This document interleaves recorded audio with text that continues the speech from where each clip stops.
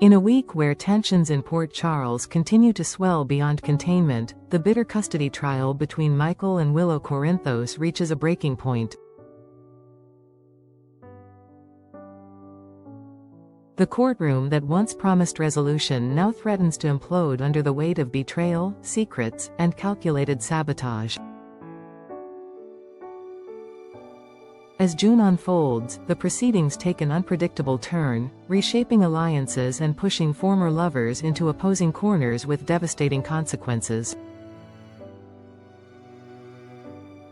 At the center of it all, Michael, long seen as the steady protector, steps into the chaos not just as a father fighting for his children, but as a man determined to reclaim his family's dignity in the face of orchestrated ruin.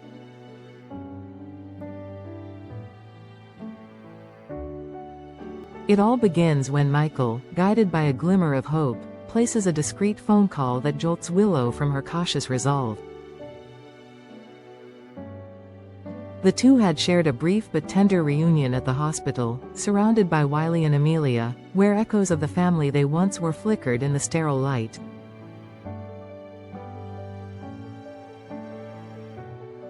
It was a moment of nostalgia, where time slowed and hearts remembered what it felt like to beat in unison.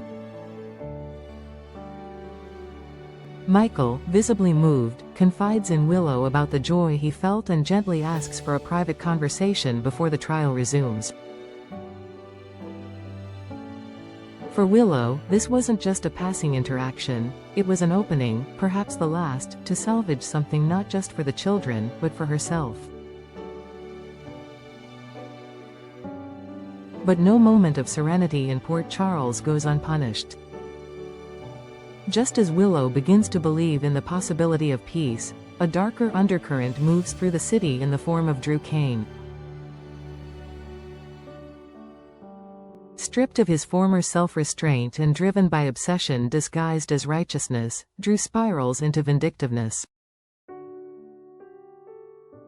He no longer merely seeks custody leverage, he wants to annihilate Michael's position altogether.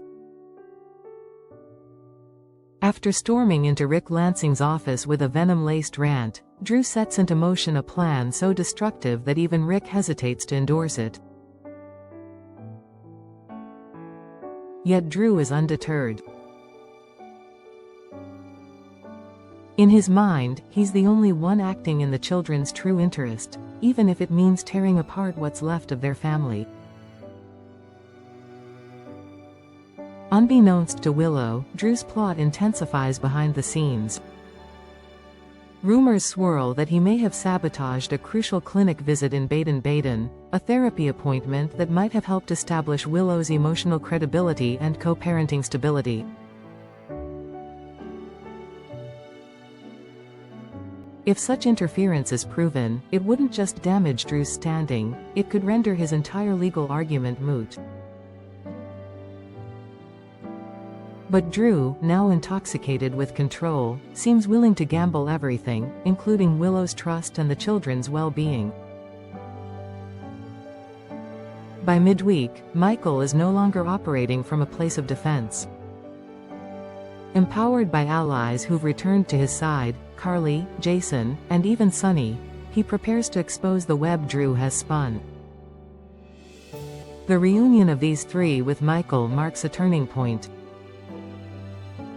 No longer is he the son who merely reacts, he becomes the force who strikes back.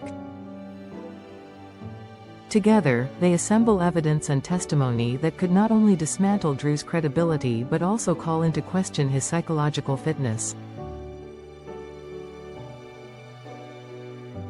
The tides begin to shift rapidly, and for the first time in weeks, Willow feels less alone. However, the momentum is fragile, and one false move could collapse the entire strategy. Nina, standing on the sidelines yet emotionally entangled in every thread, sees the fallout with brutal clarity. Her fury at Drew's manipulation is less about principle and more about lost opportunity. She had hoped that with Michael extending an olive branch, a settlement could have been achieved. Instead, she now watches Drew sabotage not only his case but any future he might have with Willow.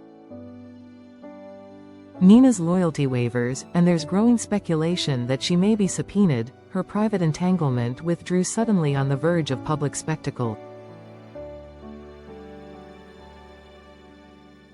June 12 brings a revelation that sends shockwaves through the court. Whether it's the exposure of Drew's interference in the Baden-Baden visit, damning proof of his alliance with Rick Lansing, or the scandalous unveiling of a personal relationship with Nina, the courtroom descends into audible gasps and chaotic whispers.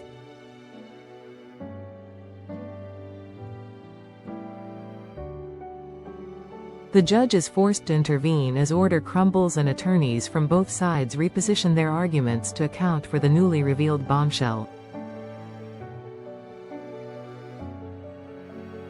The children's best interests, once a guiding principle, become the backdrop to a maelstrom of adult betrayal and ambition.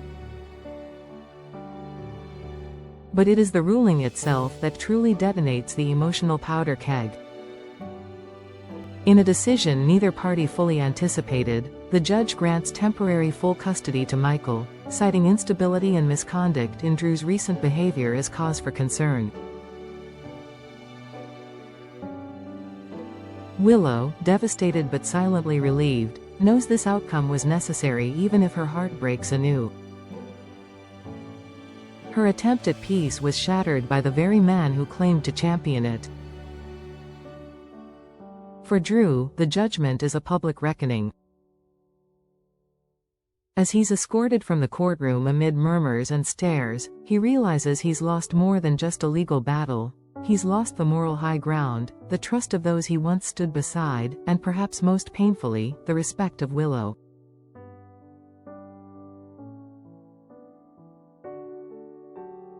Nina, left alone in the hallway, contemplates her next move. Whatever emotional currency she had left in this war may have just been spent. Back in the quiet of the hospital, Michael sits beside Wiley and Amelia, his expression heavy with both triumph and sorrow. The victory is hollow without healing, and though he has reclaimed custody, he knows the road ahead will be one of constant vigilance. Willow, watching from the doorway, offers a faint nod, not of surrender, but of fragile understanding. The trial may be over, but the consequences are only beginning to unfold.